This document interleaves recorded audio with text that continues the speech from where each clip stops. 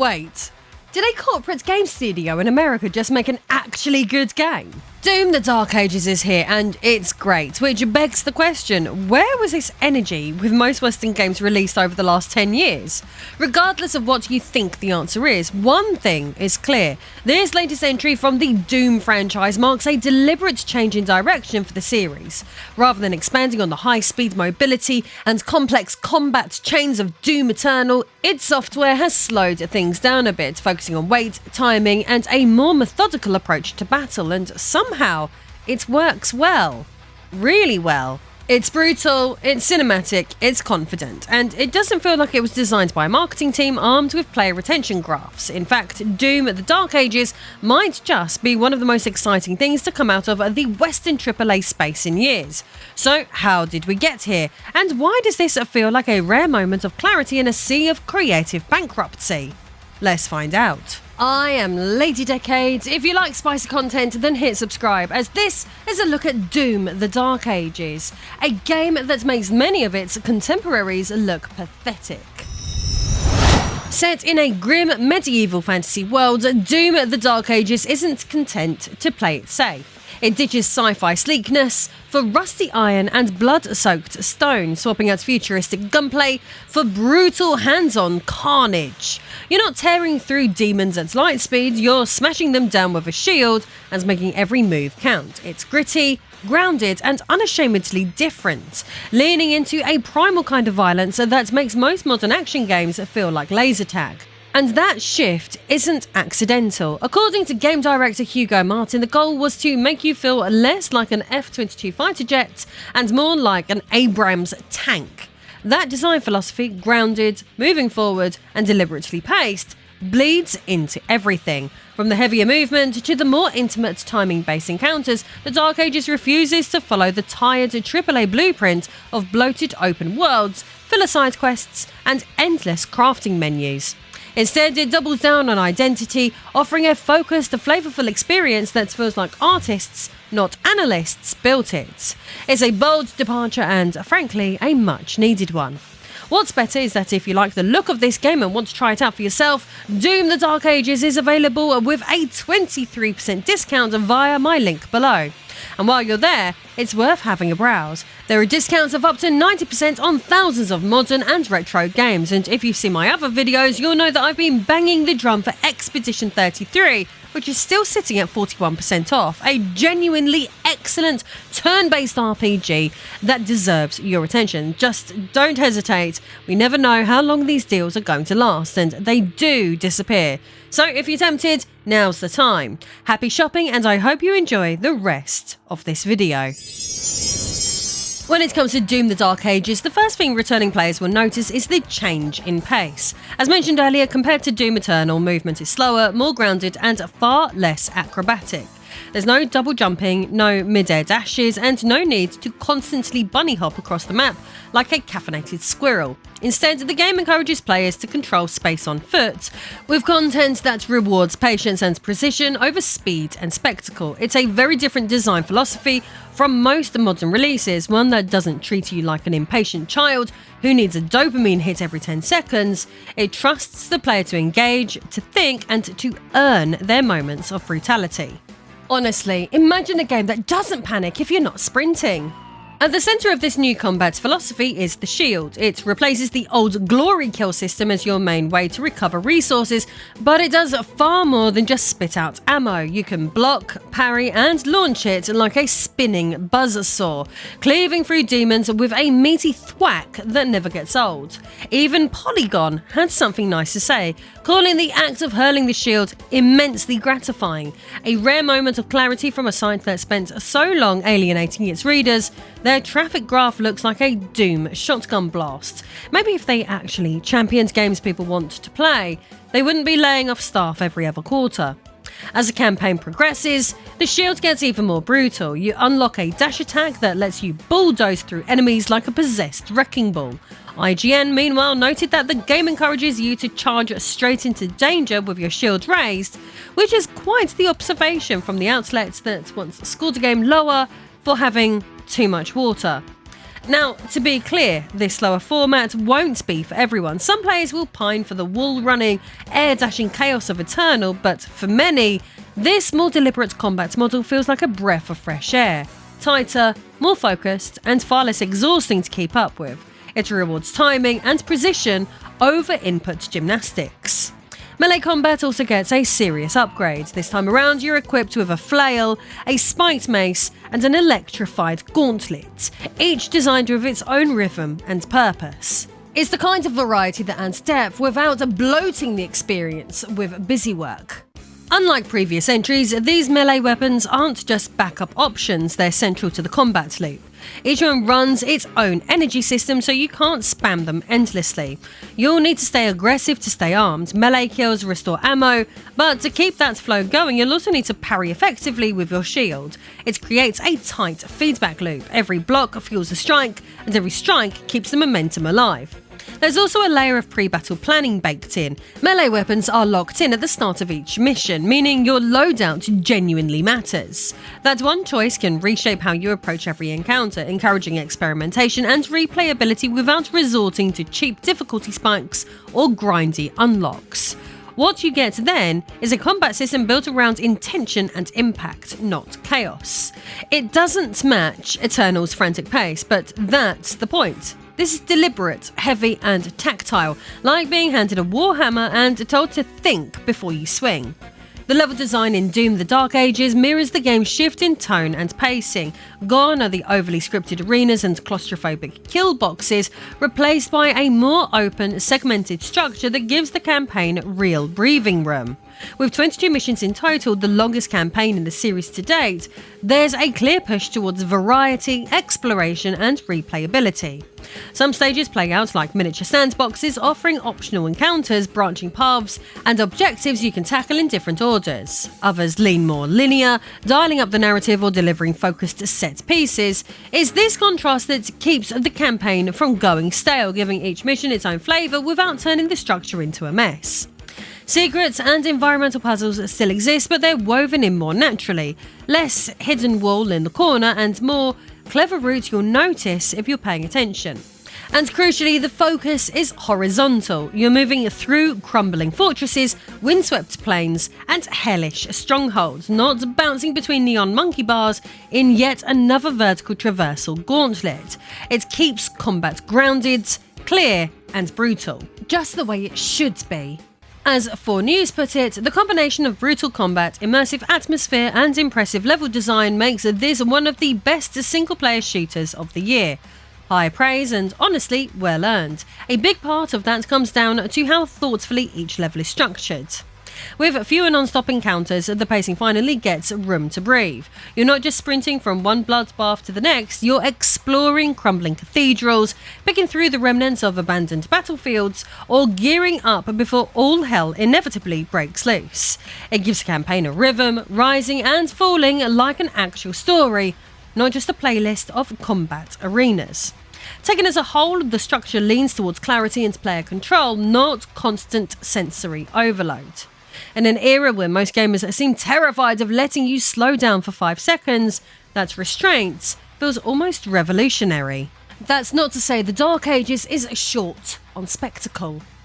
When it does go big, it really goes big, whether it's clambering into a mech the size of a cathedral for some cinematic destruction or riding a dragon through an on-rails aerial shootout. These moments are spaced out for maximum impact, serving as punctuation marks, not a desperate scream for your attention.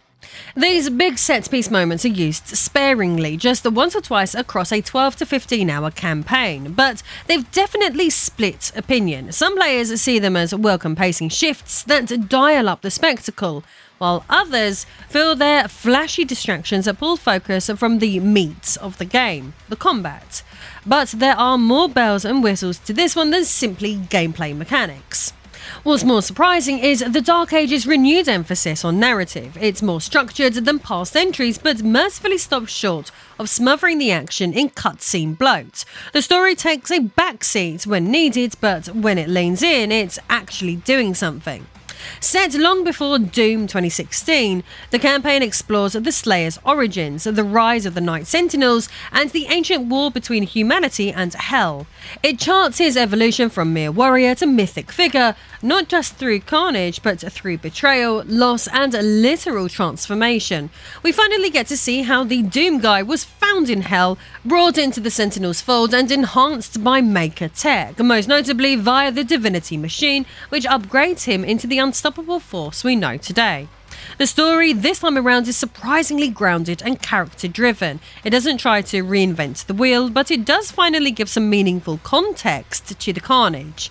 No one's picking up Doom for the plot, obviously, but even IGN called it the strongest a Doom story has ever been.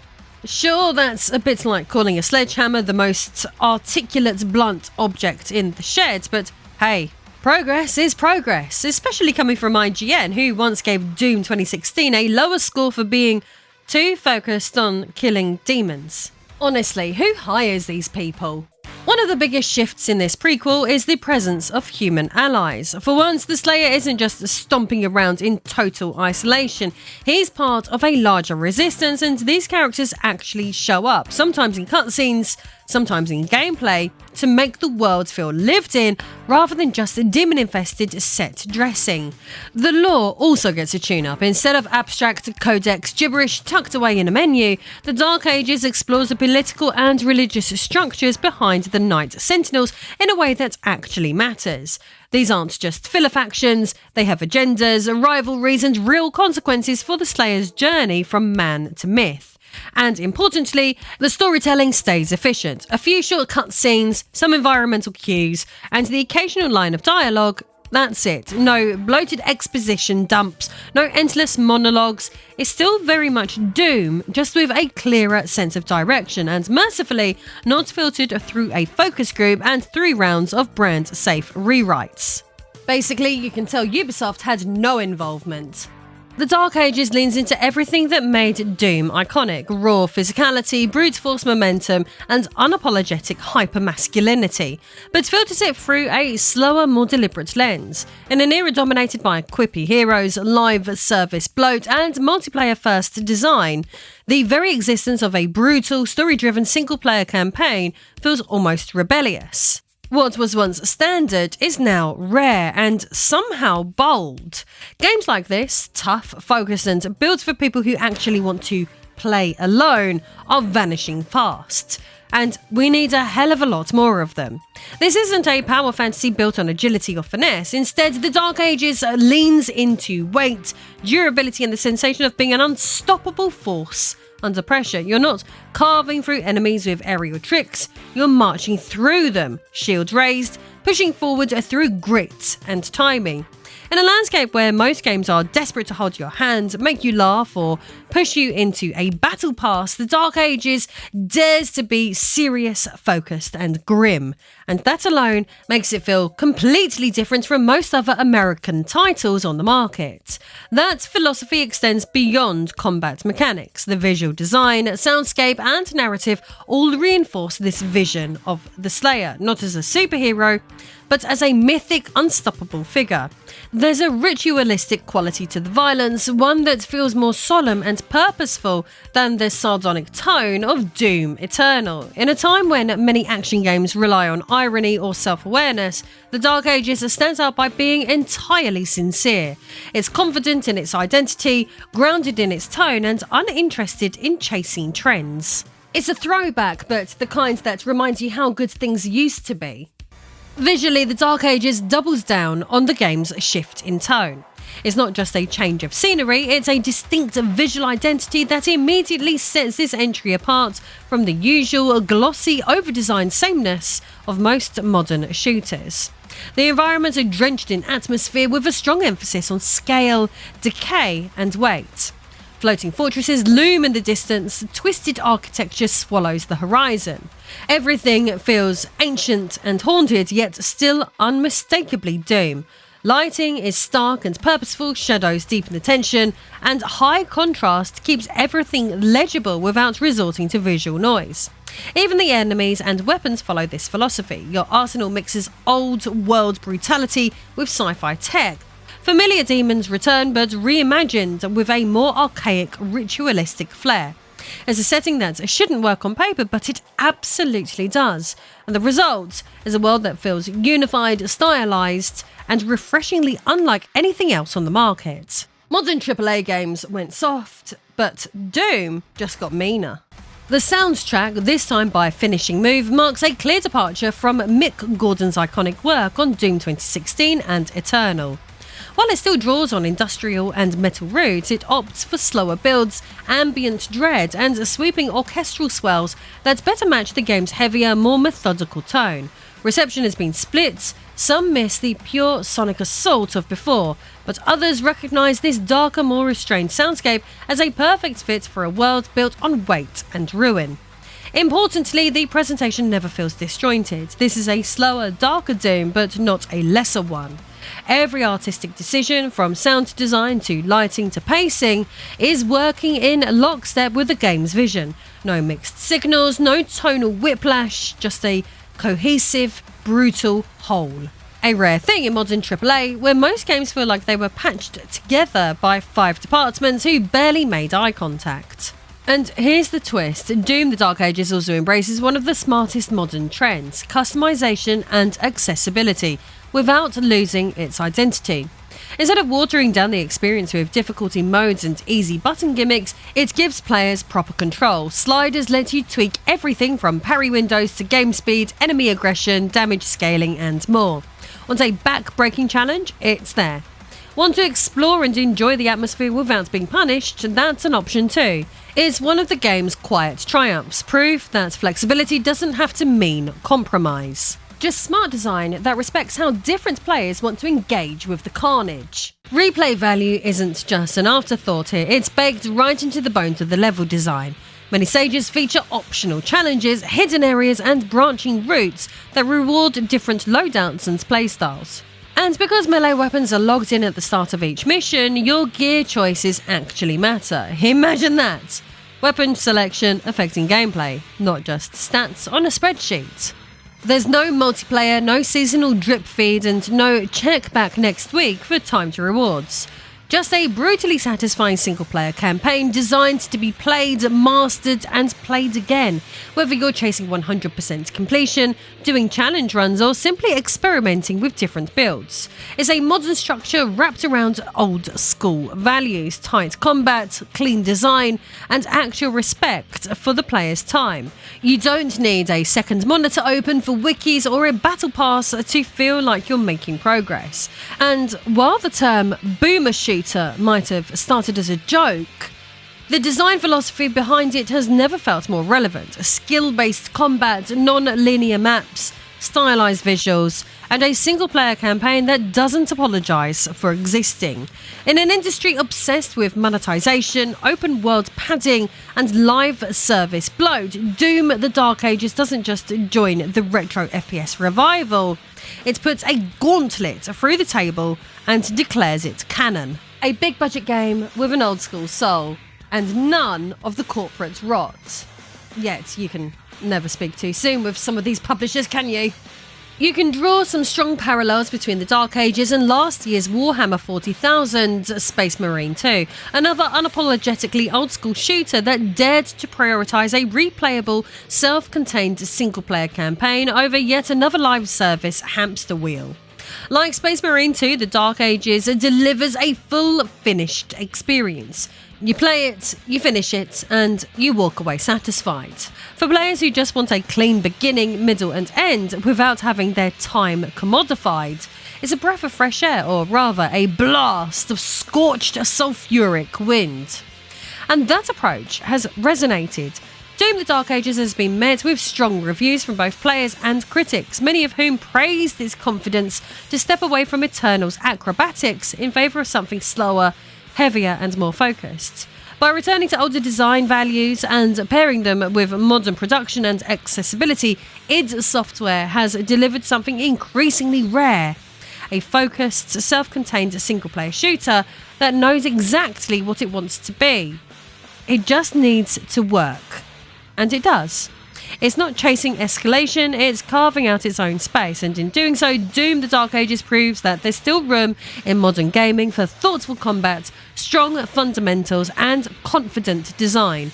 In a market dominated by systems and spectacle, this game dares to just be solid, and that, honestly, might be its most radical move of all and deserves celebrating.